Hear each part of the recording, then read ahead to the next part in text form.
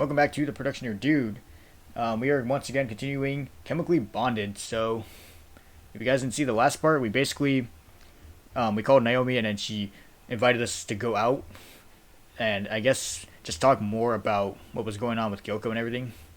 And she wanted us to, I guess, kind of come up with a plan ourselves. And now we're moving on to the point where we're gonna go out with Kiyoko and we're gonna try to talk with her and see, like, I guess, more of her side of the story. Another reason why I should join Naomi in the gym. Honestly. Maybe Kiyoko can come up with some sort of medicine. What am I thinking? Oh yeah, whatever. Walk through the warm morning air, the sight of the school gates meets me as I look onward towards a crowd of students piling towards the doors. Sunlight basking all of us, as to be expected on a traditional spring day. It's a beautiful day today, you can see. As for me, well, I'm basking in the apathy of not wanting to attend lessons. Just another traditional thing for cliched high school guys. May as well get going myself. Another day to look forward to. Well, at least what comes after class. The melodic drag of lessons, rhythmically draining the energy out of me. Only for it to be revitalized by her cute and endearing smile. I was never really one for clubs, but some of her whimsical antics have roped me in. I enjoy spending time with her. Alright. What do we got? Filled with the life of students amalgamating through the corridors to head towards class. The corridors remain lively as usual. The same similar sounds of chatting, gossip, and banter flowing through the walls. Each day something new on the table. Hey, did you hear about Naomi? I heard she set a new record the other day. What kind of record? I hear that someone's trying to start out a new club. What was it? Science? Hold on. Nobody's going to join that. It's run by her. Why would anyone be friends with a fraud? Uh-oh. Oh, wait. She was saying something else. Hang on. Nobody's going to join that. It's run by her. Why would anyone be friends with a fraud? Synchronicity or coincidence. The thoughts continue to flow through my head as I pick out each and every drag of conversation, everything pointing towards them. Something that makes me angry. She's not a fraud. I'd appreciate it if you didn't talk about my friend like that. Since when were you friends with the cheats? I'm surprised this loser even has any friends. Yo. I might not be his friend yet, but I know someone who is. I don't even know who you are. You wouldn't want to upset Naomi Sato, now would you? Out of nowhere, an almost shirtless student stands out from the idle crowd, abs striking hard against the air. He looks onto the crowd of students who'd slowly gathered around us. I'm sure the disciplinary committee would have a field day over this guy's adherence to the uniform policy. Shit, he's right. Come on, let's go. Oh my god! I don't know what's going on right now. So, backing off, the crowd begins to dissipate as I still stand in awe at what just transpired. Regardless, I can't change the fact that I'm still staring square on towards a pair of glistening muscles first thing in the morning. He is buff though. Thanks, bro. Why are you so nervous? It was nothing, really. It's nice to meet you. I'm Ken Takahashi. Who? I'm on the athletics team. Oh, what's up, bro? Speeding forward with an introduction, the name sounds oddly familiar. Ken continues to stand before me, almost indulging himself in the atmosphere around us. Smiling yet somehow managing to make himself over-friendly for someone I've just met. It's nice to meet you too, I guess. I'm Jeongin. Don't worry, I know all about you. She talks about you a lot. Naomi? Yeah, for someone like her, all I can say is good luck. Hey, man. If any of those creeps try coming after you, I've got your back. Alright, well, thanks. But it's not like that. And I've just met this guy. Is lingering around class the best kids these days can do? Booming out from behind us, a familiar voice reaches my ears as I turn to face the suited man now before us. Our duo, now a trio. Ah, you're that new teacher, aren't you? It's Mr. Kabir to you. That's right, Mr. Yamamoto retired. It's fair to say that we have economics this morning. However, with a solemn gaze directed towards us, it's clear that there are other problems which need to be dealt with. I see you've taken to befriending troublemakers. Swooping his eyes in my direction, Mr. Kabir looks on sternly as he quickly averts them back towards Ken, still standing there without any real care, surprisingly. Troublemaker? Nah, that's not me. What about your lack of consideration for a proper uniform then? It's not harming anyone. It's harming the social conduct of ordinary school life. I can't help but feel that I'm watching the fabric of a good old telling off being woven. Nevertheless, Ken still idles with a smile as Mr. Kabir continues to steely address him. A cold set of eyes, looking on towards the least spaced person I've ever met. Do you really think uniform like that is acceptable? Oh my god, I like this. I don't know what you mean by social conduct, but it's an alright setup, you know? It's getting warmer, so I have to keep it cool. Pointing towards the lower end of his chest, Ken beams yet another smile as people within the classroom begin to chat away. It sure is an ample distraction from having to do work. I have to give him credit, but it's not going to be able to slip away from this either. Save that attitude for the gym. I really don't want to spend my time dealing with you. You know I will. I'm always trying to outbench myself. Just go to class. Both of you. I'd rather spend my time teaching. Walking back into the room, Mr. Kabir lets of an empathetic aura. Enough so that his presence simmers down the once lively class. I should probably head inside too. I'll see you around. Have a good one. Letting off nothing less than a small wave. Almost said smile. Yeah, Ken's smile makes up for it as he walks backwards down the corridor in an act of farewell. Despite being a little odd, I can't help but owe him one for sorting out the situation back there.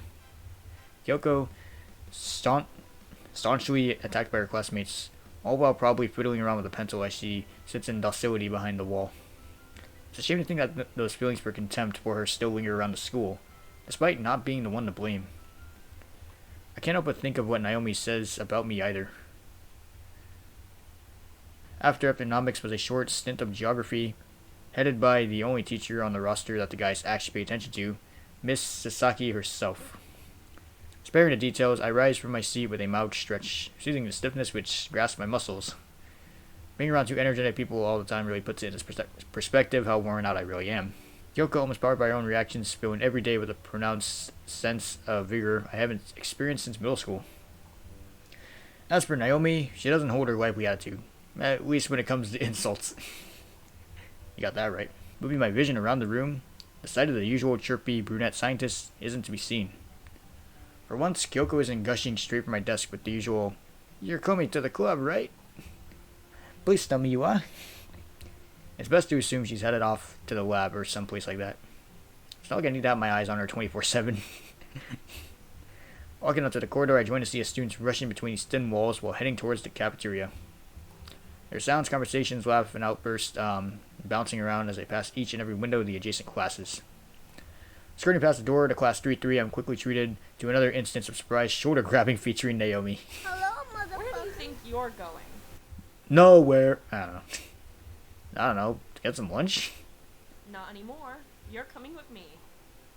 You and what army? You and what army, bub? Can't help but feel she wants to hear what's been happening with Kiyoko, and it's not like I don't want to tell her. However, teasing her around like this is still pretty fun, bending the popular girl to my will. Knee in the heel of my shoe right between your legs. Move it. Or maybe not. Where do you want to go anyway?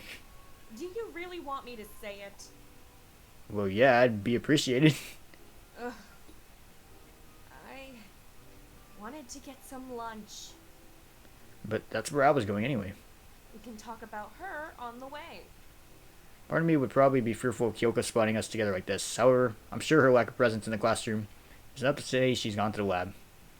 Dragging me along, Naomi seems to have withheld her usual fear of even being seen near me as we wind around groups of students heading to get food. What is there to talk about? How things are going, of course. I wouldn't have asked for your help otherwise. Looking back towards me, I can't help but see a slight hint of anger within her eyes. Perhaps talking back to her isn't the best idea. If you want to live, yes. At the end of the day, I think you and her are quite similar. And what do you mean by that? Just give her time to open up and you'll see. Maybe we are. I guess. I don't think she hates you. Once again, clashing eyes, a glimmer of hope gleams through, but I would have once considered something sorrow. The sight of a frown turning into a cherishable smile as her lips curl as she raises her puffy cheeks. Anyway, we're getting some lunch then, right? There's no point standing here any longer. went after stopping to talk in the midst of the crowd. What? Who'd want to get lunch with you? Well, she's back. She flipped the switch. Alright, but you said... I'm joking. Nah, she's still there. Don't worry. Brushing it off with a smile, all I can guess is that she has a pretty painful sense of humor. At least to my self-confidence, that is. Can't you take a joke? Walking on forward, I trail behind Naomi as we continue onward towards the cafeteria.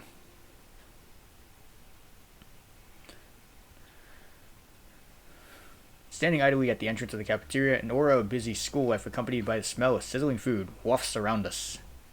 Naomi looks back towards me with a veil of timidity coating her face.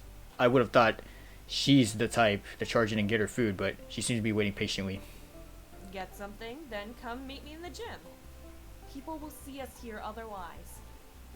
Yet maintaining a conversation with me in the middle of a crowded corridor didn't even faze her. Not like I didn't spot the suspecting eyes of her admirers peering towards us. They're not hard to spot. Are we going to the gym later anyway? We're meeting at the gym later, not going there. I just want to eat my food somewhere quiet. That's all. And you're sure that's allowed in the gym? I wouldn't consider myself well versed with the school's rules, and even though she goes there daily, I wouldn't bet on her knowing either. Who cares? I'm the club captain. But it's not just the athletic team who uses the gym. Veering away from me, Naomi heads onward to grab some bread from the counter, alongside what appears to be a carton of juice. I guess the life of an athlete requires strict regimes like this. Regardless, I follow her steps to buy myself something, albeit at enough of a distance away as to not piss her off. Looks like we'll be heading to the gym. Let's go. Engrossed by a newfound atmosphere to me, the sounds and sights of students pushing themselves to the limit within the gym greet me. An unsavory, distinguishable gym smell lingering around in the air. It's surprising to see how many clubs still come here, even during lunch. That's not that's not time I could personally afford to lose. Wait, why aren't you training? Naomi turns back towards me, still carrying her bread within her hand. Multiple bite mark taken from it as I look up to see her swallow it down. Can't help but feel a sight like this is out of place for someone who's supposed to be the most talented person on the roster. Just come and sit on the bleachers with me. Moving forward, Naomi's feet tap against the hard gym floor as we make our way towards a set of low-slung seats to the side of the hall. I assume these, just based on the art. Naomi, hair flowing down her back, certainly looks out of place, adorned in nothing but the school's regular sweater vest atop the usual shirt and skirt combo. A gym kit would work better. Joining her, Naomi and I sit with our food and watch the passing lunchtime events before us. Neither of us sparing to say a word as we quietly sit in the midst of an energetic orchestra enjoying our food. As risky as it is, the occasional glance towards her in the side of my vision shines back the image of a girl, lost in thought. Slowly sipping on her juice, lips pressed softly against her straw, it doesn't take her long to catch onto what I'm doing. Do I really have to say it? Not really, I could tell you're a little disgusted. Good. Stopping short of huffing. She stopped. She wasn't going to do it. Anyway, so Naomi turns her head away in a cliched act of frustration, only to continue sucking harder as a way to vent out her discontent. Looks like you two are having fun. Oh, hey, bro. You're back. Walking towards us with almost a strut in his step, a familiar face approaches us, sparking yet more conversation. Ken. Luck sure is on your side after all, huh? Averting his eyes towards Naomi, she herself looks up with an eerily discontent expression plastered across her face. He's just interested in joining the team, that's all. And you're doing that through lunch. Ken takes a noticeable step backwards, enough to show that I'm probably not the only one frightened of being kicked in the nuts, to be quite honest. Not my nuts. Peering back towards me, Ken beams out a small grin as he lifts up his thumb in a somewhat garnished manner. Just look after her, okay? Plenty of guys would kill you if you didn't treat her right. Twisting his body around, Ken walks off back towards a group of students gathered at the other end of the gym, crowded around various sorts of equipment. Naomi, still embracing her reddened cheeks, turns her face towards mine with her lips ajar, ready to talk. Ignore what he said. Just don't worry about it. Yeah, alright. Thinking like this, I can't help but feel a little flustered too. Anyway, we didn't come here to have lunch together. You're going to tell me how things are with Kiyoko, right? Do I even have progress? I don't think so. It's not like there's much to say. It's, as I said, I don't think she hates you. As it is, she just needs to understand her feelings. And what are her feelings? To be honest, my ideas surrounding how Kyoko truly feels about Naomi are still shrouded in doubt. Kyoko is carefree as she lets herself off to be, doesn't manifest what she's really feeling, and what her thoughts are that easily. All I can guess is that she regrets what happened to. It's not like your friendship was for nothing. Now staring forward, almost into an abstract distance, Naomi remains silent, almost pensive. A mild look of melancholy still staining what should be a picturesque look at the school's most popular girl. I think I forgot how to read. Anyway, I'm supposed to be spending time with Kiyoko later anyway. She wants to drag me around town to buy things for the science club. I can ask her for more then. Naomi peers back towards me, raising her cheeks as her dampened lips form into a small smile. That's a good opportunity then. But don't get too close to her. Her cheeks quickly redden. Somehow new characteristic of hers, contrasting her typical abrasive personality. What? You jealous? Am I ready to die? Yes. Or is Jeongin ready to die? Yes, he is. I don't know. I haven't not spent time with Kiyoko in a while. I can't see why she wouldn't be. No, I just don't want you getting distracted. That's all. I just want you to fix things. Interrupting our conversation with a typical chime, the first bell rings, signaling that it's probably best to head back to class for afternoon lessons. I'll stay here. I need to sort a few things out. Alright. Good luck with her. Leaving me with the sight of her rosy cheeks, Naomi turns, heading towards what appears to be other members of the track team. Guess after all, spending time with me really did cut into her duties. In a way, it makes it more special, knowing that she'd give that time up for me. Making my own way out of the gym, the thought of her still retains itself in my mind. Weird thing, being so close to someone who, at first, I'd considered so far away. Naomi Sato.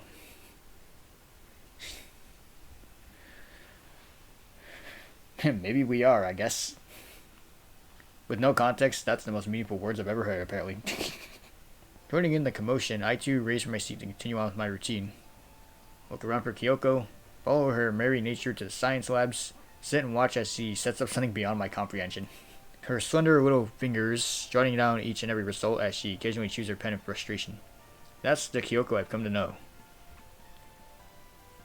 Oh, flashback. Come on, we're in the lab. We can't just stay behind once it's finished. Don't you want to do the experiment? Alright, each and every moment but there truly is fun, and a little cute too, which all in all makes today's trip a little bit brighter. Having called Kiyoko to arrange it, the moment she spoke, she'd seemed pretty excited. A voice filled with passion, almost as if she'd put feeling into each and every word as she'd clutch her phone tightly. Whatever the scenario, I can't put such a thing past her. Going to the city to buy some chemicals is probably the most involved I'll be in the club. A change to just sitting there. Being able to do something with her, it's a happy thought. I can't help but feel that she thinks the same. Nevertheless, spending the time messing about isn't such a great thing either. Not from Naomi's perspective, anyway. As fun as Kiyoko is, I did agree to at least try to get their friendship back on track. Still standing in what is slowly becoming an empty room, all I can do now is make my way over to her desk.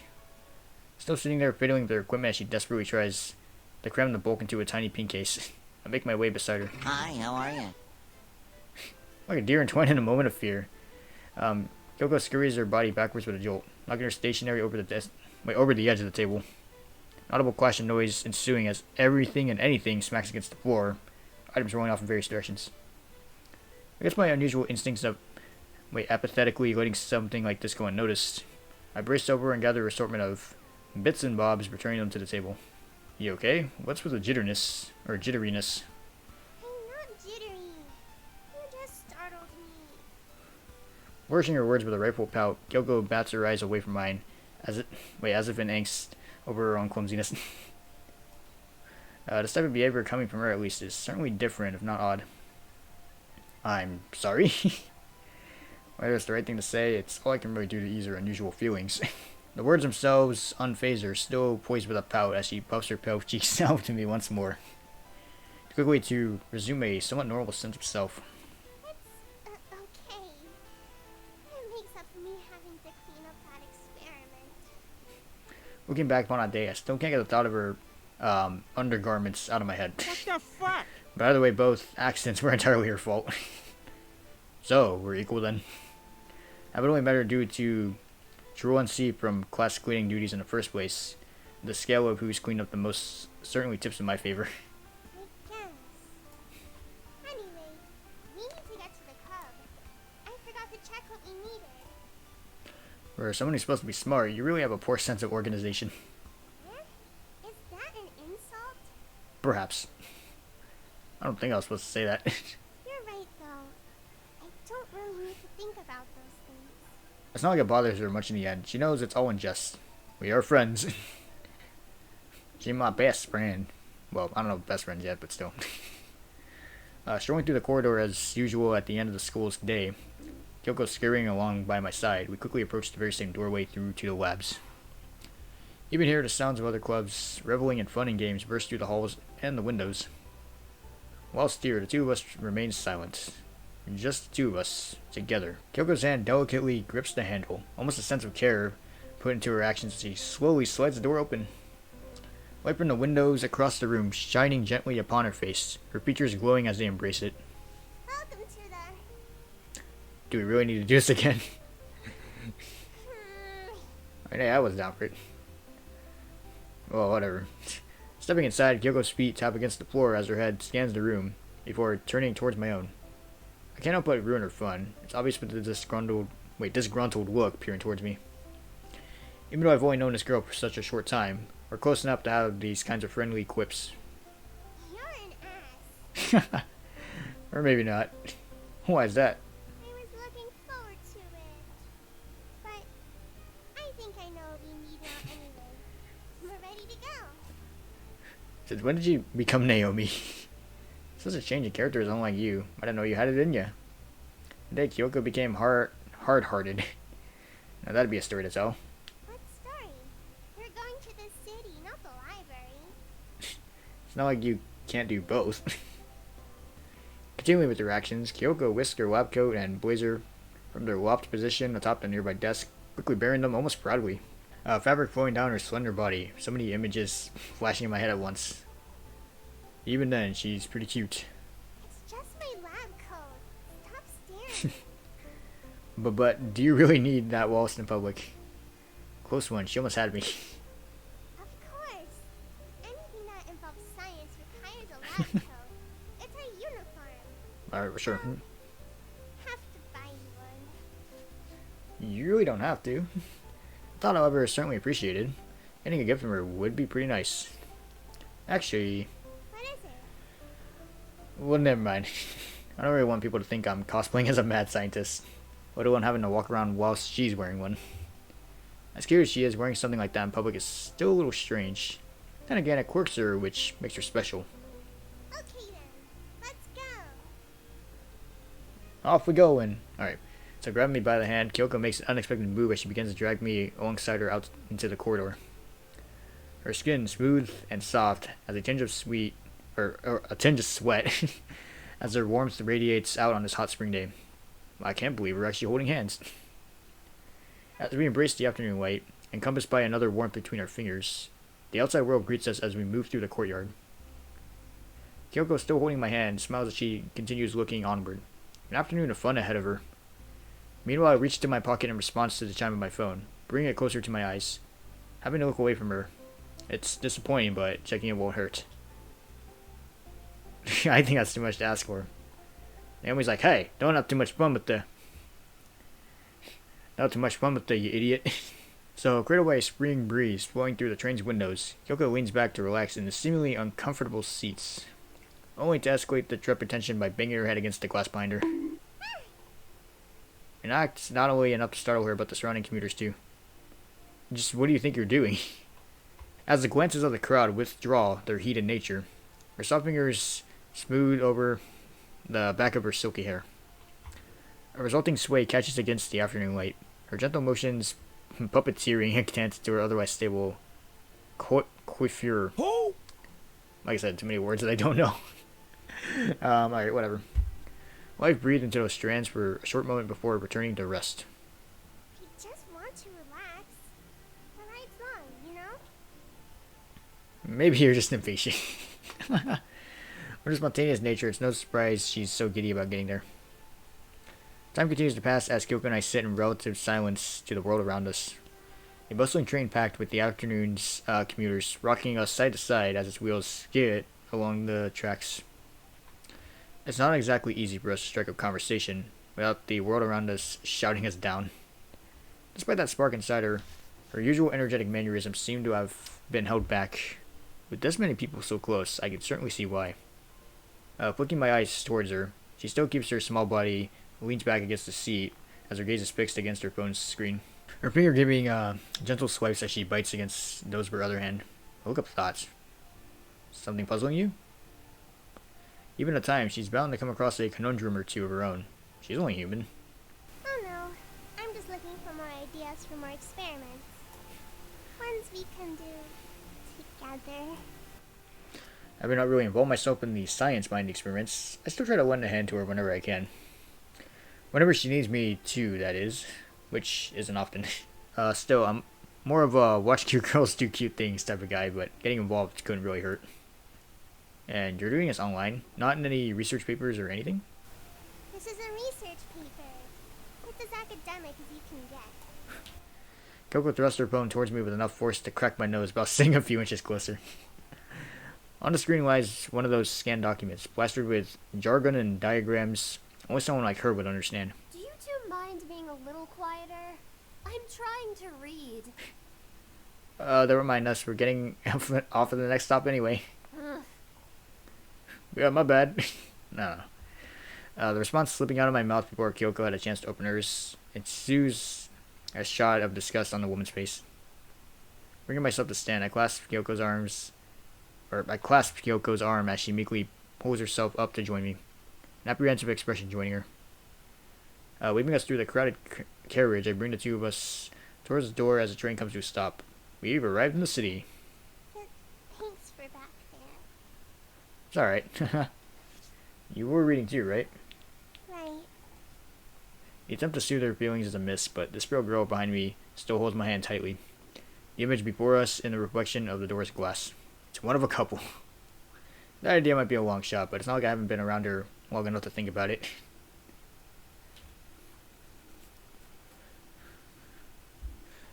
Standing in the midst of the world moving around us, Kiyoko and I remain together in the center of this busy city. So my hand, despite not being separated from hers, still remain clenched as I cling onto that feeling. Feeling a deja vu washes over me as I see Kyoko's happy-go-lucky smile beside me. The two of us taking a moment to study the world around us. Albeit being here reminds me of my outing with Naomi. The same place, a different girl. From what I come to learn, those same feelings within her heart are mirrored inside Kyoko's. So I just need an opportunity to bring them together again. Now looking towards me with bright eyes, Kiyoko takes no steps to hide her wide smile, as her cheeks redden in a flushing state of excitement. Come on, aren't you excited? Returning her gaze, it really does seem like she's enjoying this. I know shopping for stuff like chemicals isn't really that fun for you. After all, it was your idea to come here. But I promise I'll make it up to you. I'll buy you a coffee. Anything. Since you're my friend. Well, okay, this is deja vu. Well, except for the chemicals part, but this is still deja vu. I don't know, a glass of orange juice might be nicer instead. You're right. Even if she has the wrong idea, I am enjoying myself. It wouldn't be too bad to take her up on her offer. Spending extra time with her, that is. But I was going to get one. We'll just have to have matching drinks. She smiles, giving me yet another glimpse of her apparently never-ending cuteness. It's endearing.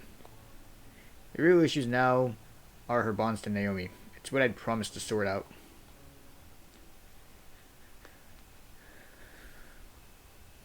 With Kiyoko before me, we sit together at a table in the local cafe. 2 drinks, both orange juice, before us sit ice cold. Trickles of water sliding down the sides of the glasses. Looking around me, the cafe itself seems rather docile for a typical Monday afternoon. The image of commuters, office workers, and the regular urban crowds after a fix of caffeine floats around my mind.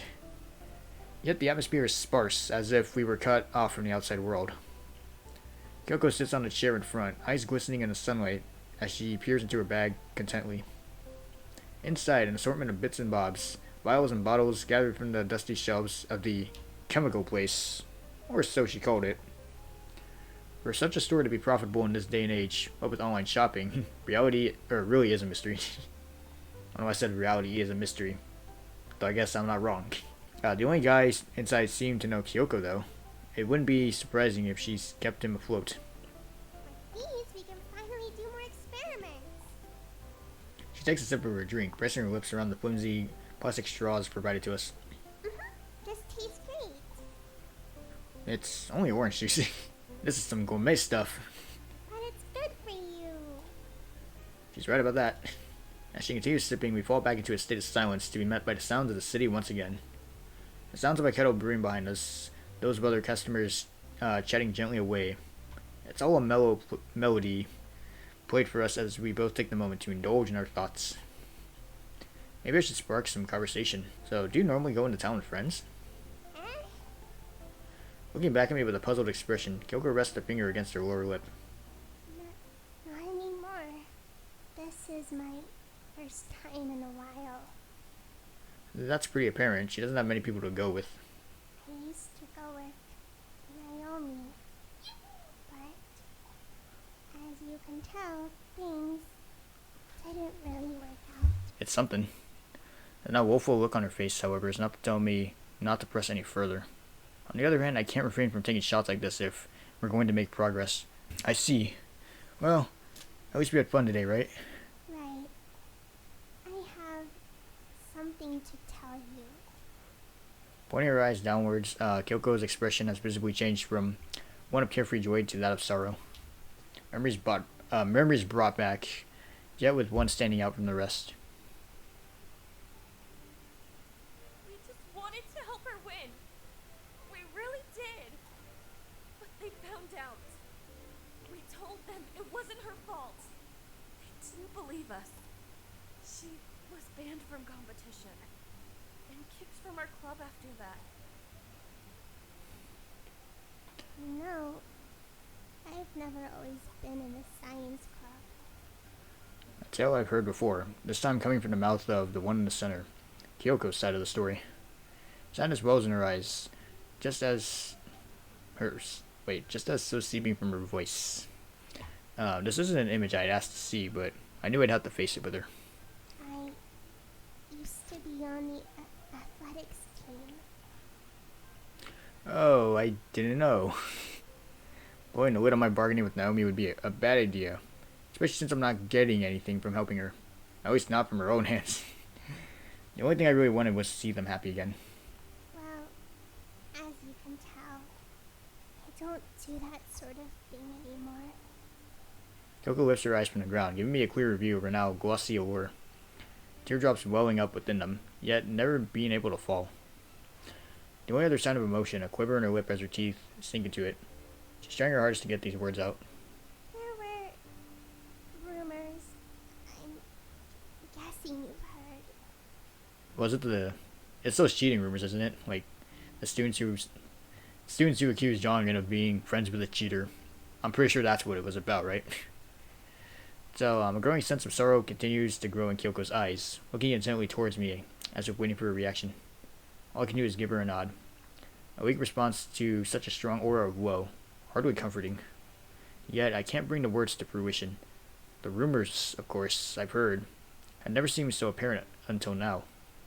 Before I knew her, the odd conversation, pieces of gossip, all of that had made it to my ears. I thought they were about the tests, about her intelligence. I'd always thought they were wrong.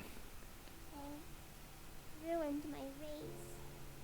She ruined my race.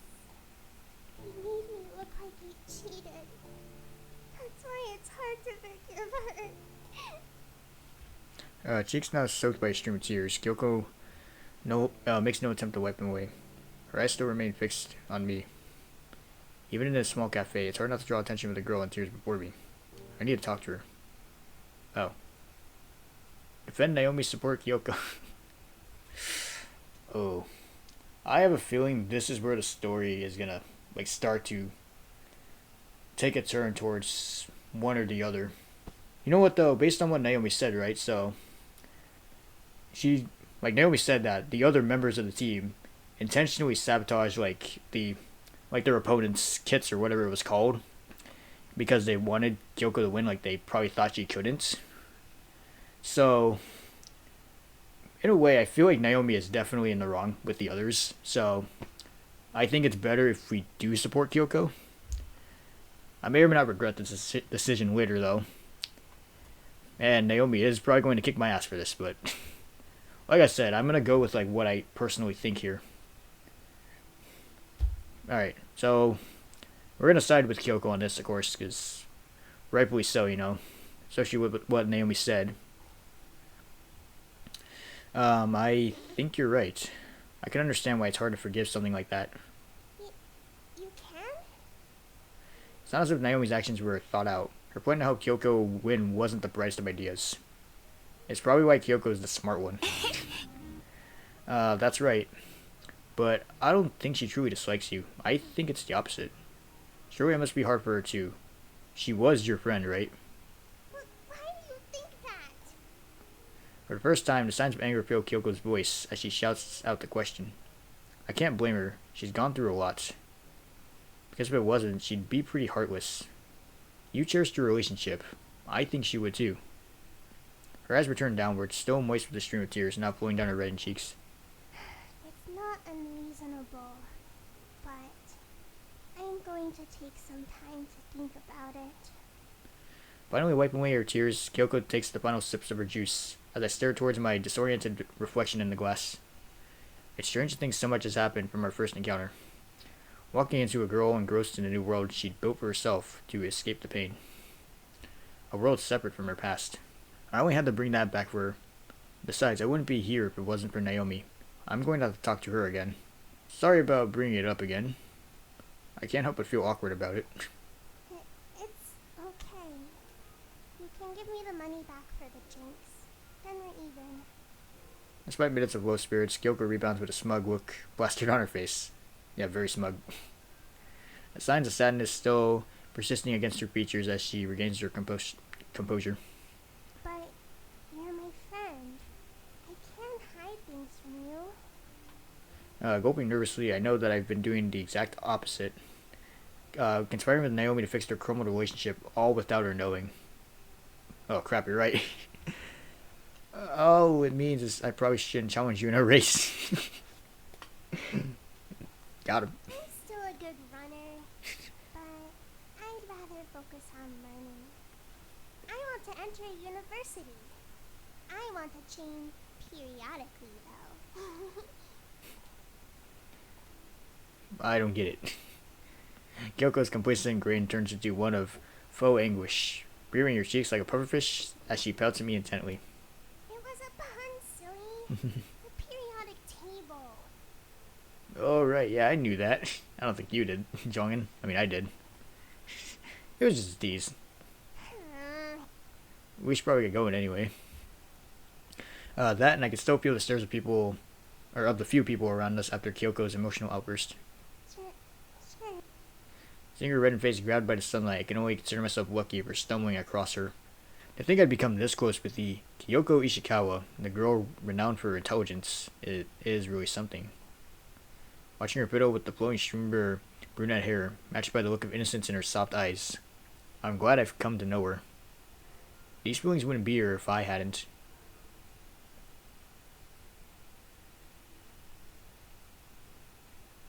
Alright, well, this is a good spot to end this part. So we learned more about, Kyoko's side and what she herself thought, which I'm glad we did, because we needed both sides in order to actually get something done.